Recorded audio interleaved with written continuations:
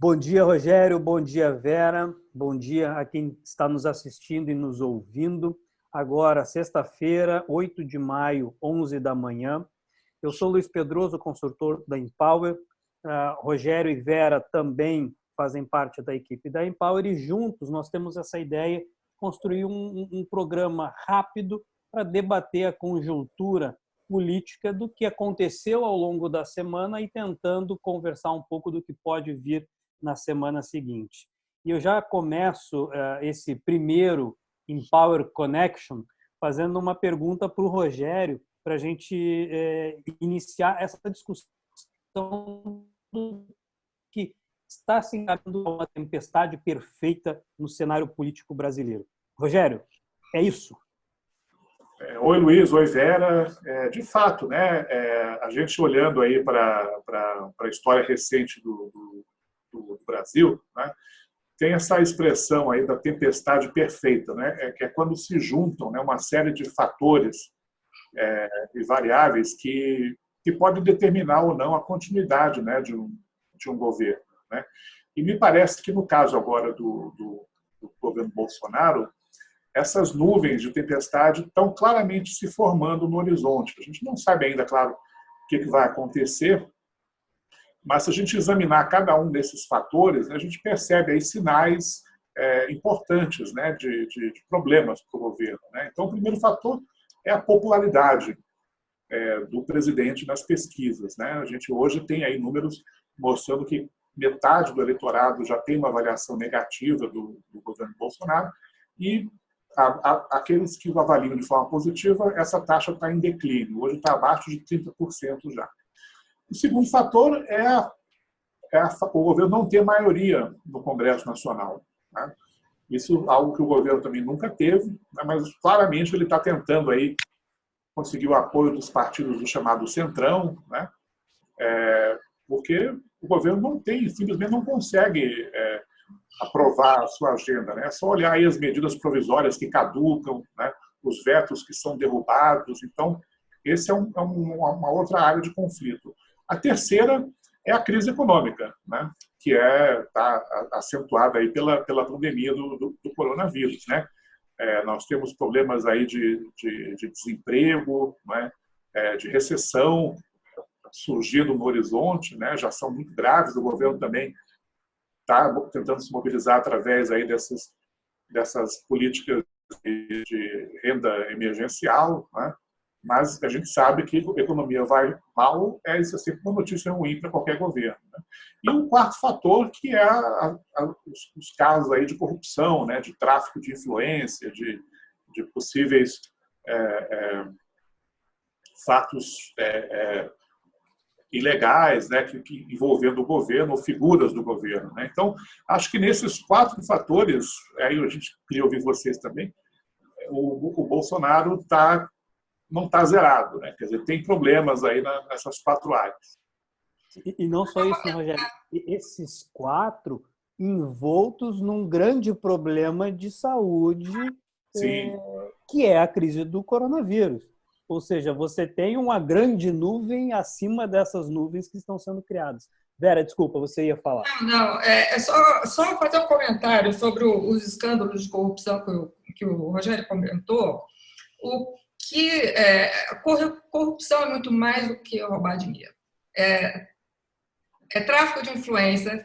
Agora, o presidente Bolsonaro está fazendo uma aposta um pouco arriscada, também trazendo o Centrão, como você disse, Rogério, para perto dele.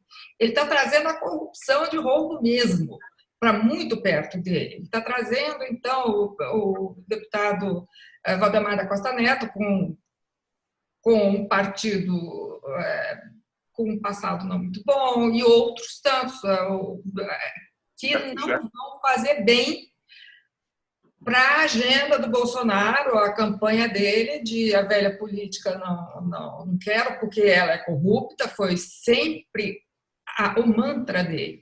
Não quero a velha política porque ela corrompe. Então, ele traz para muito perto dele a corrupção da velha política quando ele quer, na tentativa de fazer a nova velha política, que na verdade a velha política é a política de sempre.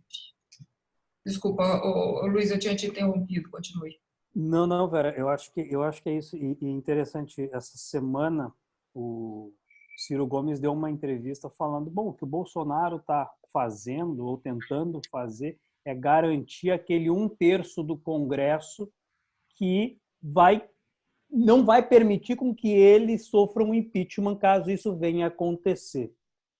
E, por outro lado, ele está tentando romper um isolamento dentro do Congresso, que é o que o Rogério colocou como o segundo ponto, ou o ponto B dessa tempestade perfeita, que é esse governo minoritário. Então, ele está tentando buscar um apoio para sair desse isolamento.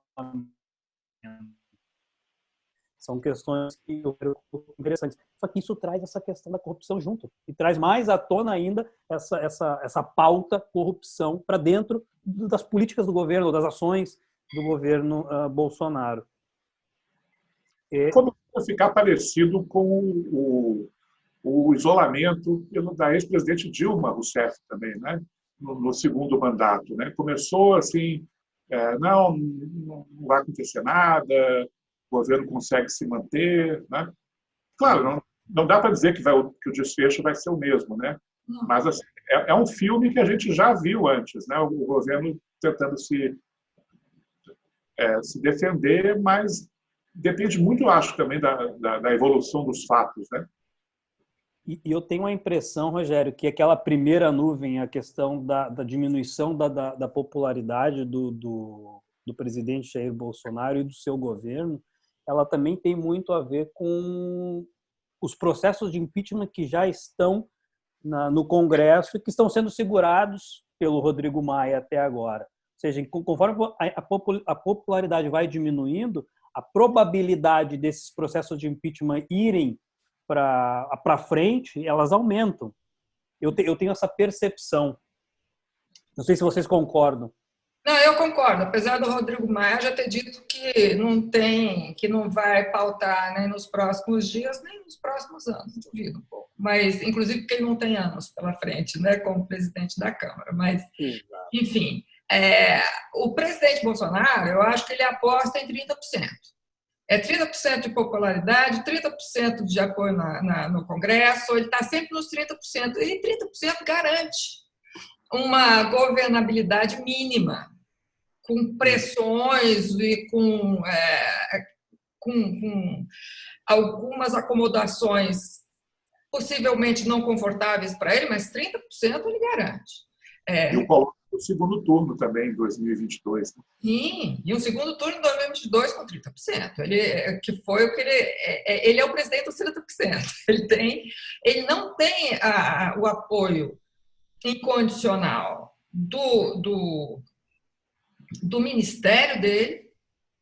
Ele tem ali no ministério alguns que não, quer dizer, que não são bolsonaristas ferrenhos. Eles são técnicos. Ele tem, quer dizer, no seu entorno, ele tem os 30%, né? Por bem ou por mal. Eu acho que isso aí é uma coisa importante de a gente acompanhar. Eu acho que essa questão também, Vera, de não ter um ministério completamente uniforme, é super interessante. Ficou visível essa semana. E acho que parte dessa nossa intenção era comentar os acontecimentos dessa semana e como isso pode impactar ou já impactou o cenário político nacional. Mas a própria disputa interna no Senado da aprovação ou não aprovação da ajuda dos estados e municípios já evidenciou isso, né? A equipe técnica do Ministério do Paulo Guedes querendo uma coisa e a liderança do governo no Senado querendo outra coisa. E um respondendo, não, eu estou só seguindo ordens superiores e eu vou fazer isso. Então, isso já começa a evidenciar essa falta de uniformidade, embora a narrativa continue sendo de que estamos todos juntos, somos todos fiéis e leais ao presidente, e na economia quem manda é o Paulo Guedes, deixamos isso bem claro para os investidores e toda a... Por enquanto. Por enquanto. O governo claramente não tem uma boa coordenação política, né? O Paulo Guedes pode ter vários atributos aí, mas ser um bom coordenador político não é um deles, né? já há vários episódios, desde a época da reforma da Previdência, em 2019, né, do Ministério da Economia, ter uma aspiração, uma expectativa em levar, chega no Legislativo, leva uma bola nas costas. Né? Então, o Congresso me parece até que está sendo, talvez aí, nesse contexto aí de pandemia, né, o Congresso me parece que está sendo bastante colaborativo, né, no que diz respeito aí à agenda essa agenda excepcional, né, que surgiu aí no país nesses últimos meses. Né? Mas a minha questão é a seguinte: a gente sabe que durante a pandemia não vai acontecer nada. Né? Vamos ficar aí nessa mais do mesmo. Né? A minha pergunta, né, diga, Vera. Desculpa, Rogério, deu uma interferência aqui, acabou que eu achei que você tinha terminado. Mas o Congresso tem assumido uma posição quase que do Executivo. A parte de pandemia, de garantir que o combate à pandemia tenha sucesso financeiro, legal e etc., o Congresso tem feito, apesar do presidente. Por iniciativa do Congresso, em coordenação com o Ministério, tudo mais, isso tudo está acontecendo apesar do presidente. E o presidente não abre a boca para dar crédito ou para nem mesmo agradecer ao Congresso que está fazendo muita coisa. Mas a revelia, isso é uma coisa interessante de ver, porque o presidente não propôs nenhuma dessas medidas, a não ser o estado de emergência há pouco tempo por pressão, mas o resto foi feito pelo Congresso, né, que está assumindo, quer dizer, todo mundo fala do Rodrigo Maia como primeiro-ministro, mas realmente o Congresso tem assumido esse papel. Lembrando, por exemplo, o auxílio emergencial que o Ministério da Economia havia proposto, originalmente o valor era de R$200, se eu não me engano. Né? 200. E no Congresso que se construiu um acordo para elevá-lo primeiro para R$500, depois para R$600, que acabou figurando. Né? Exatamente. Já pensando um pouquinho no day after, a questão da dívida, acho que tem a parte econômica, né, que é a terceira nuvem que o Rogério colocou, é algo que vai ser, ao meu ver, um dos pontos fundamentais de como o Brasil e como o governo vai se portar. Então, a dívida aumentando para quase 90% do PIB, é o que alguns especialistas já indicam, pode acabar também tendo esse impacto nas decisões, tanto do Paulo Guedes quanto do próprio presidente Jair Bolsonaro.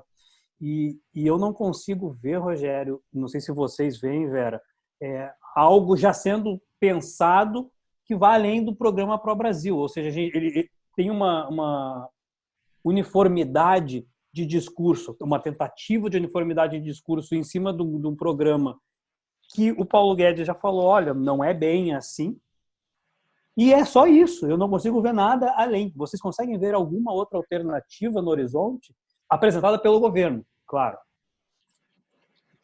Eu diria assim, a gente vai ter um teste aí do dia seguinte, né? Acho que nas eleições municipais desse ano, né? A gente não sabe ainda quando que vão acontecer, né? Em tese, por enquanto, ainda são em outubro, mas está se falando bastante da possibilidade de serem adiadas, né, para novembro ou até, dependendo, dezembro, né? Então, essa eleição vai ser interessante porque ela talvez ganhe um caráter mais nacional, né? Pelo fato de estar se dando aí nesse contexto aí de saída da pandemia e os apoios que o presidente Bolsonaro pode ter aí nas principais capitais, os candidatos que ele vier a apoiar. Então, eu acho que essa pode ser uma eleição interessante para sinalizar aí a perspectiva até de sobrevivência do governo, não sobrevivência no caso como uma força política capaz de se manter um protagonismo na agenda. Né? Certo. Agora, voltando ao que você falou, Luiz, apropriadamente, esse governo não é propositivo. Ele reage. É muito mais reativo a uma porção de medidas do Congresso, do Judiciário, ele não propõe construção. Agora, que está lá atrás da cabecinha do presidente e de seus filhos, as eleições municipais, isso aí não resta a menor dúvida. E eu acho, Rogério, muito importante a gente levar em consideração o que ele está pensando, quem que ele vai apoiar. A gente já sabe quem ele não apoia, mas quem ele apoia a gente não sabe. Como é que vai se dar a presença dele, mesmo que seja virtual, apoiando, em que palanques ele vai aparecer, se é que vai aparecer, os filhos dele em que palanques vão aparecer, é muito importante saber, porque realmente isso domina a cabecinha do presidente, isso aí com certeza. A posição recente ao Centrão também é algo que pode ser relevante para as próximas eleições municipais, né? Até que ponto essa reaproximação para tentar manter os planos da presidência no governo nacional ou no plano nacional pode ter um impacto também no estadual e municipal, né? Acho que também tem essa questão a ser analisada. Bom, o nosso tempo previsto acho que já está chegando ao fim. A gente já pode tentar dar alguns encaminhamentos, né, Vera, em Rogério, sobre o que conversamos e o que esperar talvez para a semana que vem. Eu acho que não temos bola de cristal e realmente não tem como em política você prever o futuro muito seguramente. Mas acho que dá para ter uma certeza em termos de Brasil. Alguma coisa a gente vai ter para comentar de muito grave na semana que vem. Porque todo dia acontece alguma coisa nova. O quadro político está tão instável, né, que tudo isso que a gente falou aqui, daqui a uma semana já pode ter ficado obsoleto, né? Então, certamente de tédio a gente não vai morrer nunca, né, nesse governo. Não, de jeito nenhum. De tédio a gente não morre. E aproveitando para dizer nesses segundinhos finais, eu acho que a gente tem um material muito interessante escrito no nosso blog. Convidamos a todos a clicarem lá, vai estar disponível para vocês, dá uma olhada, comentem, sugiram pautas para nós. A gente não garante cobrir todas, porque não sabemos tudo, nem temos a pretensão de saber tudo, mas a gente quer um debate, quer que vocês participem com a gente e queremos trazer essa contribuição da nossa consultoria para vocês.